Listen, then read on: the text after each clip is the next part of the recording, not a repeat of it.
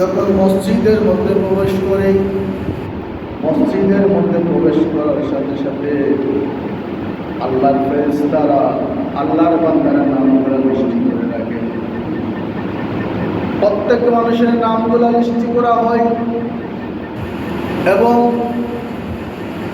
প্রত্যেক মানুষ জুমার দিনে যাকে যাকে মসজিদের মধ্যে প্রবেশ করে তারা হিসাবের ভিতরে চলে আসে। আল্লাহ তাআলা ওই জুমার দিনে অসংখ্য অসংখ্য মানুষকে আল্লাহ তাআলা মাফ করে দেন।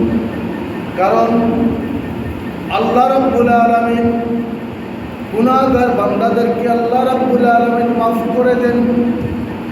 এবং আমরা নামাজের মাধ্যমে ইস্তিগফার শরীফ করি, নামাজের মাধ্যমে আল্লাহ তাআলার দরবারে চাই।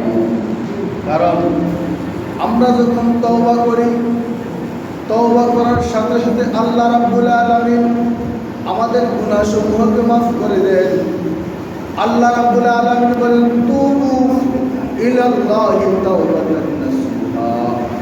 হে আমার বান্দা, তোমরা আমি রাব্বুল আলামিনের দরবারে খাসভাবে তওবা করো, এমনভাবে তওবা করো যাতে তোমার তওবা এমনভাবে হয় জিন্দেগিতে যা গুনাহ করেছো সমস্ত গুনাহর মুক্ত হয়ে যাও। 2 নম্বর হলো এমনভাবে আল্লাহর দরবারে আপনি প্রতিশ্রুতি গ্রহণ করো, আল্লাহর দরবারে আপনি প্রতিশ্রুতি দাও যে আল্লাহ জীবনে যত গুনাহ করছি, আল্লাহ পরবর্তীতে আমি আর এই সমস্ত গুনাহ করবো না, এই সমস্ত গুনাহের কাজ করবো না।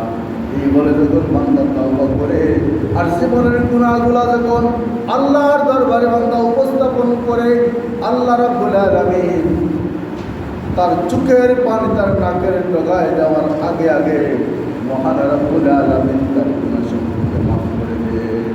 সুবহানাল্লাহ। তাহলে মাফ করার মালিক হচ্ছেন আল্লাহ, আপনি আমি মাফ করার মালিক না।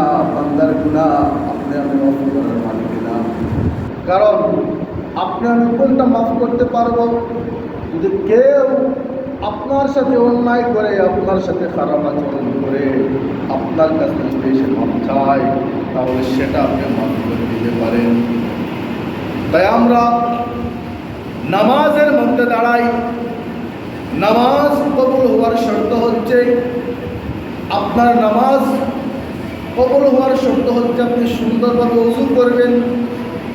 আপনি ওযু করবেন, ওযু করার সময় আপনার অঙ্গ প্রত্যঙ্গগুলো ভালোভাবে ধৌত করবেন। ওযুর ফরজগুলো আপনি সুন্দরভাবে আদায় করবেন। ওযুর মধ্যে 4টা ফরজ আছে, এই 4টা ফরজ আপনি সুন্দরভাবে আদায় করবেন। আপনি 2 হাতের কনুই পর্যন্ত ভালোভাবে ধৌত করবেন, সমস্ত মুখমণ্ডল ভালোভাবে ধৌত করবেন এবং আপনার মাথার 4 ভাগের 1 ভাগ মাসহ করবেন। পুরা মাথা মাসহ করা মুস্তাহাব এবং পায়ের গিরা পর্যন্ত আপনি ভালোভাবে ধৌত করবেন এবং নাকে পানি দেওয়া, কুলি করা, এই সমস্ত হচ্ছে সুন্নত।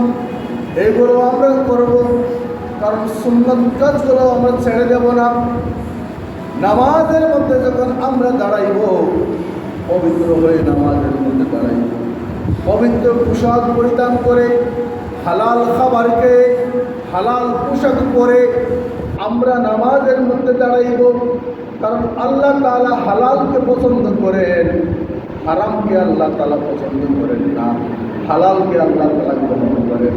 যেমন আল্লাহ তাআলা বলেছেন, আহাল্লাল্লাহু বাইয়া ওয়া হারামা রিবা।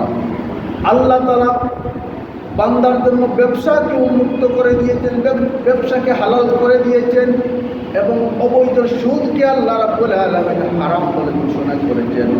তাহলে আমরা হালাল খাবার গ্রহণ করব, হালাল পোশাক পরিধান করে আমরা নামাজের মধ্যে দাঁড়াবো। হালাল যদি না খাই, হালাল পোশাক পরিধান না করি, এই অবস্থায় যদি নামাজের মধ্যে দাঁড়াই, ওই নামাজ আল্লাহর দরবারে গ্রান্টেড হবে না।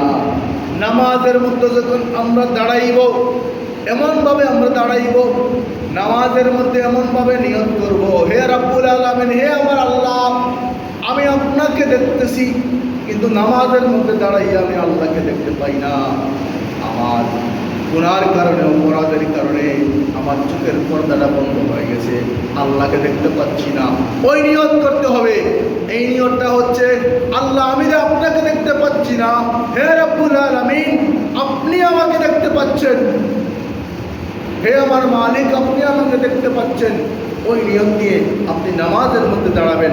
নামাজের মধ্যে দাঁড়াইয়া কোনো দিকে তাকাতাকি করা যাবে না, নামাজের মধ্যে দাঁড়াইয়া কথা বলা যাবে না, নামাজের মধ্যে কাউকে সালাম দেওয়া যাবে না, নামাজের মধ্যে আপনি কারো সালামের জবাব দিতে পারবেন না। তাই আজকে নামাজের যে পর্বগুলা আমরা ভালোভাবে বোঝার চেষ্টা করব। মসজিদের মধ্যে এসে আমরা নামাজের মধ্যে দাঁড়াইয়া আমরা যদি নড়াচড়া করি, হেলাডালা করি, আমাদের নামাজ নষ্ট হওয়ার সম্ভাবনা আছে, আমাদের নামাজ মাকরুহ হওয়ার সম্ভাবনা আছে। সাল্লাল্লাহু আলাইহি ওয়া সাল্লাম।